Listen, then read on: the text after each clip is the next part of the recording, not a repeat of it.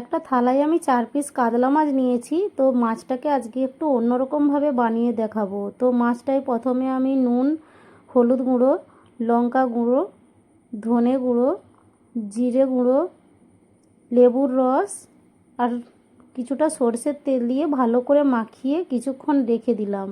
তারপর কড়াই তেল দিয়ে জিরে ফোড়ন দিয়ে দিলাম। তারপর কেটে রাখা টমেটো, কাঁচা লঙ্কা, ডুমু ডুমু করে কেটে রাখা কয়েকটি পেঁয়াজ, আদা বাটা ভালো করে একটু নেড়ে চেড়ে ভেজে নিয়ে তারপর স্বাদ মতো নুন দিয়ে দিলাম। তারপর হলুদ গুঁড়ো 1 চামচ, লঙ্কা গুঁড়ো 1 চামচ, ধনে গুঁড়ো 1 চামচ, জিরে গুঁড়ো 1 চামচ দিয়ে একটু নেড়ে নিয়ে জল দিয়ে দিলাম। তারপর ঝোলটা ফুটে গেলে মাছগুলো দিয়ে একটা ঢাকনা ঢাকা দিয়ে দিলাম।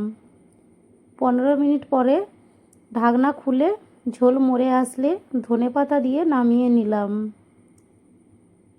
আজ কি দারুণ হয়েছে মাছটা খেতে। খেয়ে দেখলাম দারুণ হয়েছে, খুব সুস্বাদু। চাইলে আপনারাও বাড়িতে একবার ট্রাই করে দেখতে পারেন।